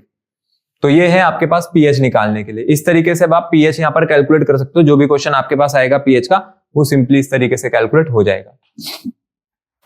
अच्छा, मेरे को बताना, जैसे मैंने pH लिखा है, सिमिलरली POH का क्या फॉर्मूला होगा, बिल्कुल सिमिलरली अगर कोई आपसे POH पूछ ले तो POH कैसे निकलेगा, minus log concentration of OH negative, ठीक है। POH का माइनस लॉग OH नेगेटिव, वैसे pH का माइनस लॉग H3O पॉजिटिव, या फिर POH is equals to minus जो था, अगर मैं इसको हटा रहा हूं तो 1 अपॉन लॉग OH नेगेटिव। अब आते हैं रिलेशनशिप पर इन दोनों के बीच में, इन दोनों के बीच में अपने पास क्या रिलेशन होता है। So relationship between pH and POH। So अभी हम लोगों ने थोड़ी देर पहले पढ़ा था कि जो KW था, ionic product of water, is equals to the concentration of H3O positive multiplied by the concentration of OH negative, ठीक है। यही निकल करके आई थी अपने पास यहां पर। इसमें अगर मैं दोनों साइड लॉग ले लूं तो देखते हैं क्या होता है। तो taking log on both sides, दोनों साइड पर यहां पर लॉग ले रहे हैं, तो लॉग लेंगे तो इधर क्या बन जाएगा, लॉग KW, और उधर बनेगा लॉग A इंटू B। मुझे बताओ लॉग A इंटू B किसके इक्वल होता है, log A plus log B, ठीक है। लॉग A प्लस B नहीं, log A plus log B, log A into B की प्रॉपर्टी है ये बन गया log A into log B, और इधर था मेरे पास लॉग KW। एक काम करूं, दोनों तरफ नेगेटिव मल्टीप्लाई करा दूं, ठीक है, तो दोनों साइड -1 से मल्टीप्लाई करा रहे हैं। सो मल्टीप्लाइंग बोथ साइड्स,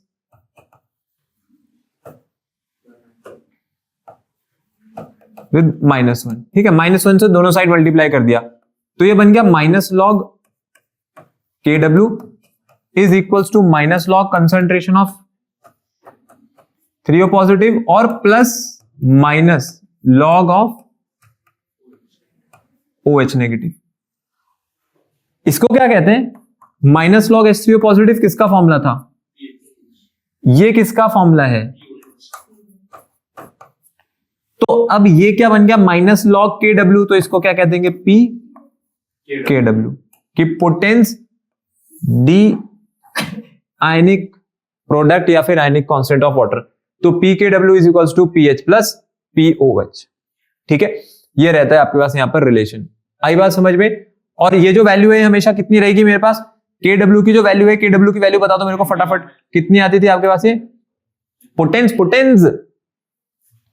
आप इसकी जब PKW निकालोगे ना, मुझे बताओ PKW कैसे निकाला जाएगा। PKW is given by the formula minus log KW, and KW की वैल्यू कितनी है, 10 की पावर -14, तो ये -14 आगे आ जाएगा, तो -14 इंटू log 10 कितना होता है 1, बिल्कुल। तो ये आंसर कितना आ जाएगा अब यहां से सिर्फ 14, क्योंकि log 10 कितना होता है मेरे पास 1। कितना है आपका pKw 14। तो अब ये जो आपकी इक्वेशन है फिर ये किस में कन्वर्ट हो जाएगी, तो आप कह सकते हो कि pH और अगर pOH को जोड़ें तो आंसर हमेशा किसके इक्वल आएगा आपके पास 14 के। ये लो, ये है आपके पास relationship between pH and pOH। आई बात यहां पर समझ में। तो pH और pOH को अगर जोड़ेंगे तो आपका जो आंसर है हमेशा 14 बनेगा, 14 से ऊपर नहीं बनेगा। एसिड कंसिडर कर रहा हूं, सोचो हम लोगों ने एसिड लिया HF। आप मेरे को बताओ HF सबसे पहले क्या करेगा, ये H पॉजिटिव और F नेगेटिव मेरे पास आयंस अपने पास फर्निश करके दे देगा। फिर उसके बाद वो जो F नेगेटिव आयंस थे वो F नेगेटिव आयंस किसके पास जाएंगे H2O। अगर मैं यहां पर वाटर के साथ इसको कंसिडर करूं F नेगेटिव को, तो अब वाटर से क्या रिलीज हुआ होगा H, तो वो इस F नेगेटिव को वापस मिल जाएगा, तो ये क्या बना देगा HF, और क्या मेरे पास बच जाएगा OH नेगेटिव। तो वाटर का H पॉजिटिव F नेगेटिव को मिला, HF बचा, और OH जो था वो एज इट इज मेरे पास पड़ा रह गया। तो सबसे पहले वाले पार्ट में जो F है, अगर आप इस HF को देखोगे तो इसने H पॉजिटिव रिलीज करा, तो ये एसिड की तरह बिहेव कर रहा है या बेस की तरह, एसिड। दूसरे केस में क्या हुआ है, जिसने H पॉजिटिव एक्सेप्ट करी उसको क्या कहते हैं हम लोग फिर, बेस। तो यहां से क्या निकलेगा, यहां से निकलेगा फिर ionization constant of weak acid Ka। क्या वैल्यू आएगी यहां से Ka की, concentration of H positive, concentration of F negative divided by the concentration of, और यहां से क्या निकलेगा मेरे पास फिर Kb की वैल्यू कितनी आएगी, concentration of HF, concentration of OH negative upon concentration of, ठीक है। मल्टीप्लाई कर दूं Ka और Kb को, तो आपकी इक्वेशन 1 को मल्टीप्लाई कर रहे हैं इक्वेशन 2 से, देखते हैं क्या बनता है यहां पर। तो equation 1 multiplied by the equation 2, तो जब 1 और 2 मल्टीप्लाई होगी तो ये आ गया Ka into Kb, concentration of H positive, concentration of F negative upon concentration of HF into HF, फिर है OH नेगेटिव, और नीचे है concentration of F negative. Cancel F negative से F नेगेटिव, HF से HF कैंसिल, क्या बचा आखिरी में, concentration of H positive into concentration of, क्या कहते हैं इसको, अभी पढ़ के आए, क्या कहते हैं इस टर्म को, KW।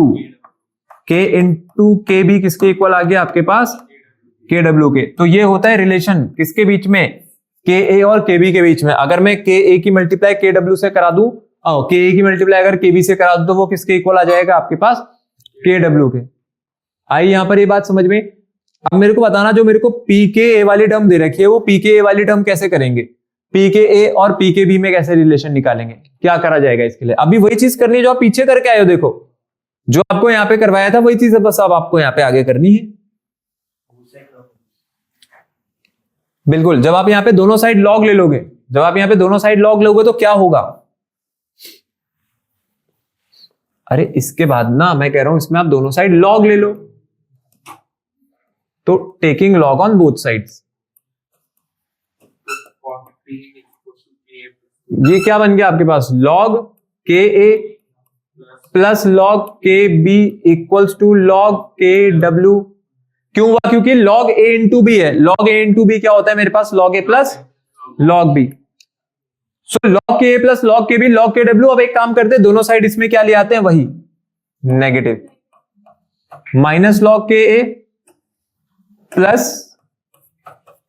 Minus log Kb is equals to minus log Kw। ठीक है, इसको क्या लिखना चाहिए मेरे को, Pk, और इसको क्या लिखना चाहिए, Pkb, और इसको क्या लिखना चाहिए, Pkw। और ये Pkw किसके इक्वल था, Pkw अभी हम लोगों ने निकाला था, किसके इक्वल है, ये 14 के इक्वल है। तो यहां भी Pkw किसके इक्वल रहा होगा, 14 के। तो Pka plus Pkb is equals to अपने पास क्या आ गया, ये 14 निकल करके आ गया। बिल्कुल सिंपल है।